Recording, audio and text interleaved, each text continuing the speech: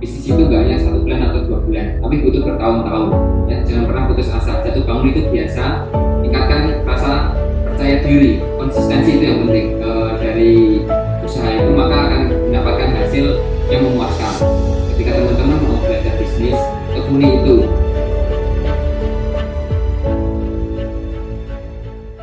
Assalamualaikum warahmatullahi wabarakatuh, Sobat Muda. Alhamdulillah bertemu lagi di channel The Young Ideas. 4 generasi muda menyampaikan gagasan, unek-unek, pengalaman, impian dalam berbagai bidang. Sekarang kita bersama Mas Khairul Anam dari Kudus. Kami persilahkan Mas Khairul. Selamat malam. Selamat malam, Bro. Terima kasih waktunya, Bro. Nah, alhamdulillah. Ya. Saya ingin bincang-bincang di The Young Ideas, mudah-mudahan perjalanan Mas Anam ini menginspirasi generasi muda yang lain. Ya, mudah-mudahan begitu, Bro. Sekarang ceritakan dengan singkat perjalanan pendidikan Mas Anam. Untuk pendidikan, saya SD sampai SMA itu berada di Kudus sendiri, Bro. Tempat saya lahir, kota asal. SD Muhammadiyah, SMP-nya negeri, SMA balik ke Muhammadiyah. Terus selanjutnya saya beralih ke luar kota, tapi tetap di Muhammadiyah, Bro. Di Muhammadiyah yaitu di Malang, UMM Malang. S1-nya di UMM Malang, ambil manajemen. Setelah lulus S1, saya lanjut S2-nya di Muhammadiyah lagi, tapi sekarang berada di Surakarta atau UMS, Bro. Jadi SD, SMA, S1, S2 di Muhammadiyah. Betul banget, Bro. Mengapa Mas Anam ini cocok atau nyaman di sekolah-sekolah Muhammadiyah? Pengalaman apa yang sampai rasakan? Ini yang pertama karena lingkungan sih, Bro. Lingkungan saya, keluarga saya itu berasal dari keluarga Muhammadiyah. Terus saya juga merasa nyaman di Muhammadiyah. Karena bagi saya itu, ketika di Muhammadiyah itu, contoh halnya ketika saya nggak meminta bantuan itu, banyak orang yang menawari bantuan, itu di Muhammadiyah. Itu yang saya rasakan sih, Bro. Jadi di situ saya merasa nyaman di Muhammadiyah.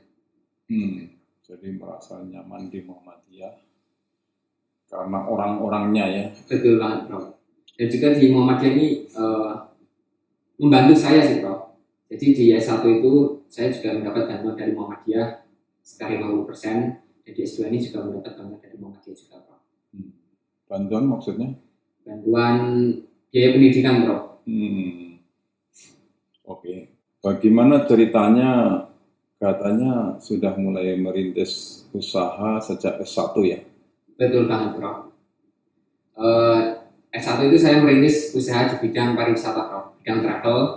Nah, awalnya saya hanya diajak, Bro. Diajak kok tertarik di bidang pariwisata. Apalagi diajak ke tempat wisata. Itu tertarik banget di situ, Bro. Jadi dari situ saya mulai berpikiran untuk mendirikan brand sendiri, Bro. Dengan brand sendiri, mengibarkan bendera dengan nama sendiri. Nah, di situ saya mulai mencoba untuk berbisnis di bidang travel. Untuk segmen saya yang pertama itu adalah kaum mahasiswa yang sering kunjungan industri di kampus-kampus. Apa nama brandnya itu? Anugerah Tour and Travel, Bro. Anugerah Tour and Travel ya. Jadi waktu S1 itu mempunyai usaha travel. Betul banget, Bro. Itu bagaimana modalnya atau bagaimana membiayai perusahaan itu?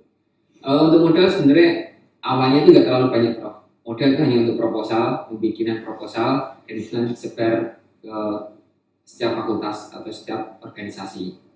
Mungkin modal awal hanya untuk proposal aja sih, Bro. Jadi belum terlalu banyak untuk saat itu. Mungkin kalau sekarang sudah beralih ke usaha lain, jadi untuk modal yang makin besar kayak gitu, Bro. Mengajukan proposal, kalau dapat klien itu bisnya lah baru mencari gitu. Iya, betul, Bro. Terus setelah lulus dari Universitas Muhammadiyah Malang, pulang ke Kudus, lanjut ke Universitas Muhammadiyah Solo ya. Betul, Bro. Tapi sempat berhenti 1 tahun dulu, itu fokus di ranah pekerjaan, bisnis. Habis itu baru lanjut ke S2. Jadi sekarang bisnisnya dipindah ke Kudus. Betul banget, Bro. Sekarang ada kantornya sendiri yang di Kudus. Bisnisnya sekarang bagaimana? Apa saja? awalnya ada di travel, Prof. Travel di Kudus juga beralih di Kudus juga masih travel. Sekarang ekspansi di ekspedisi, Prof. Karena sekarang kan saya lihat dunia sekarang industri beralih ke 4.0 atau 4.0, yang dimana itu semua orang itu berbelanja lewat online. Nah, melalui online itu banyak orang membutuhkan ekspedisi, jasa ekspedisi.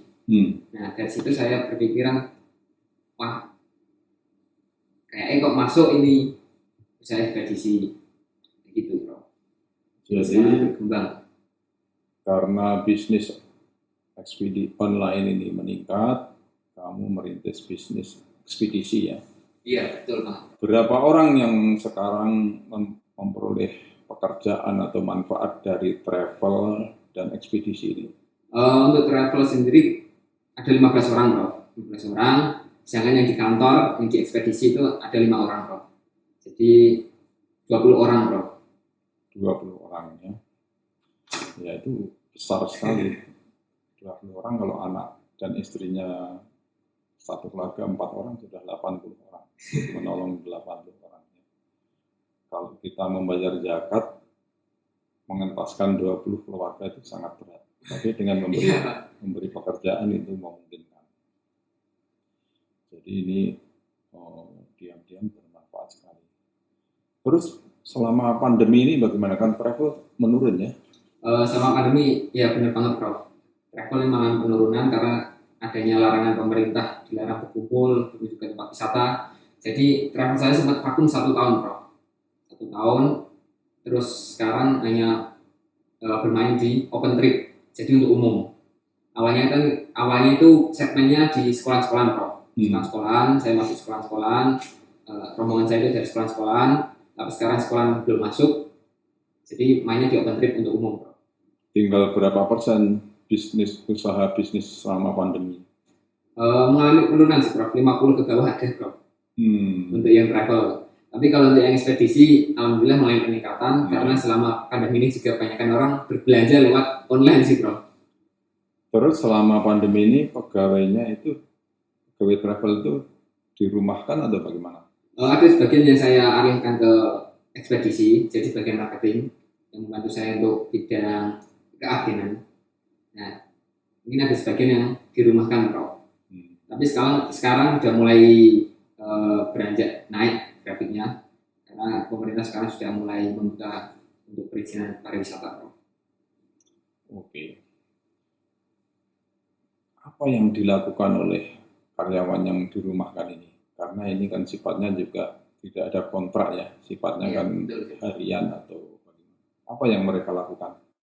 Kebanyakan mereka sekarang jualan online, Bro. Jualan online, jualan baju, ada yang bikin kue. Itu kebanyakan sih itu, Bro. Jualan baju online lah. Sekarang mulai ke situ. Jadi masyarakat itu juga belajar juga ya, mereka itu hebat juga ya. Pada waktu dilepas dari pekerjaan itu masih tetap bertahan ya. Iya, Bro. Sebagian kemudian direkrut di ekspedisi. Ekspedisi, betul, Bro. Oke. Jadi kamu tuh diam-diam punya 2 bisnis ya, bisnis travel dan bisnis ekspedisi. Sekarang sedang menempuh S2 di Universitas Muhammadiyah Solo. Ya, saya apresiasi beri pekerjaan banyak orang, juga membuat kamu mungkin mandiri ya. Nggak punya cita-cita dari pegawai negeri ya? Kalau saya nggak ada kepikiran di situ sih, Prof. Tapi kalau di sisi lain saya juga ingin mengabdi di Muhammadiyah juga, Prof. Di sisi lain dari bisnis. Karena di Kudus sendiri juga untuk masalah kesehatan sama Universitas Muhammadiyah itu sedang mulai perkembangan. Jadi ingin mengabdi di situ juga, Prof. Ingin mengabdi di Muhammadiyah juga. Betul, Prof. Dan tidak ingin menjadi pegawai negeri ya. Sudah istilahnya dengan bisnis ini bisa mencukupi. Iya, Prof. Oke.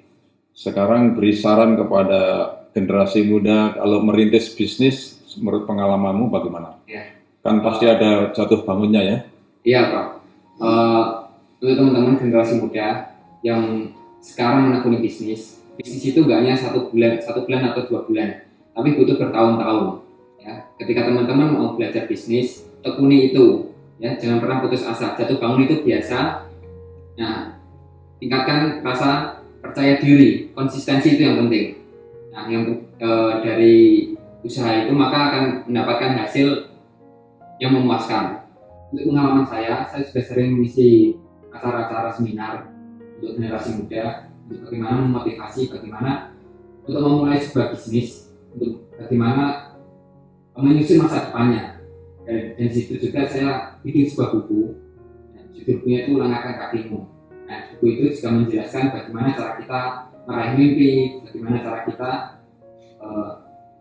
melarang untuk kedepannya. Jadi merintis bisnis itu pasti bertahun-tahun. Iya, betul banget, Bro. Jadi mungkin baru sebulan 2 bulan kok rugi terus mandek, jangan ya. Tapi untuk bertahan itu mungkin modal habis. Gimana itu? Untuk modal itu emang harus dialokasikan sih, Bro. Dialokasikan, misal bagaimana sih cara kita untuk agar passive income itu dapat ke kita gitu, Bro. Saya bermain di keagenan. Jadi ketika agen itu bertransaksi, nah saya tetap mendapatkan income dari setiap keagenan tersebut. Jadi bagaimana membangun usaha itu, kalau bisa bangun passive income-nya. Jadi itu namanya berbisnis, bukan berdagang. Kalau berdagang orangnya yang jaga, tapi kalau berbisnis uang yang bekerja untuk kita, Bro. Jadi konsep passive income ya, uang Iya, yang betul, bekerja untuk kita tidur uangnya bekerja. Betul, Bro. Oke, Mas Anam punya utang bank? Sementara belum sih, Bro. Tapi sempat ada pikiran ke sana, Bro. Itu idenya ada, kalau nggak punya utang bank mungkin kurang cepat ya. Iya, benar, Bro. Jadi ada baiknya itu dipikirkan mungkin. Selama ini permodalan dari mana? Sebenarnya permodalan ini dari sisa tabungan. Kemarin di travel ada tabungan, terus sekarang tabungan itu masuk di ekspedisi. Jadi ekspedisi itu modalnya dari tabungan yang dari travel, Bro. Jadi berputarnya tetap di situ, Bro. Oke, mudah-mudahan kuliahnya berhasil dan bisnisnya jalan terus, menolong 20 orang itu sudah luar biasa. Dan mudah-mudahan menginspirasi generasi muda semuanya. Sampai jumpa, Mas Anam. Terima kasih waktunya, Bro. Semoga menginspirasi.